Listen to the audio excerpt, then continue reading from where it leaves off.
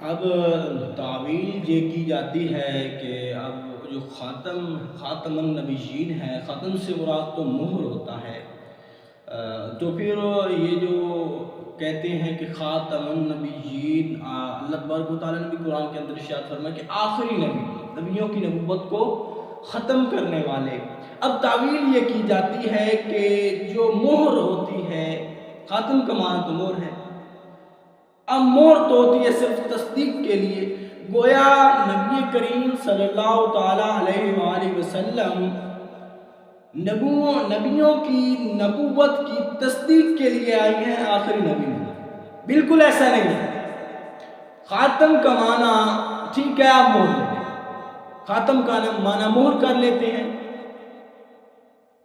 تو اب اسی لغت کے مطابق، اسی مہر کے مطابق آپ میری بات سمجھیں کہ جب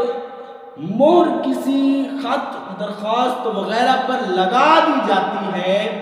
تو ایک تو بات ہے کہ اس کی تصدیق ہو جاتی ہے، سمجھ آ رہی ہے؟ جب اس کی تصدیق ہو جاتی ہے تو اب جب مہر لگ گئی، مہر لگنے کے بعد ایک تو وہ مہر تصدیق کا فائدہ دیتی ہے، دوسرا اس کے اندر اضافہ یا کمی نہیں ہو سکتی۔ اب سمجھ آ رہی ہے؟ اب اگر کسی تھیلے وغیرہ پر مہر لگا دی جائے، جب وہ مہر کسی تھیلے پر ثبت ہوتی ہے تو گویا کہ اس کا مطلب یہ ہے کہ اب اس تھیلے کے اندر کمی یا زیادتی نہیں کی جا سکتی۔ جب نبی کریم صلی اللہ تعالیٰ علیہ وآلہ وسلم کو اللہ تبارک و تعالیٰ نے ارشاد فرمایا کہ خاتم النبیین، تو اس کا مطلب یہ ہے کہ یہ ایک تو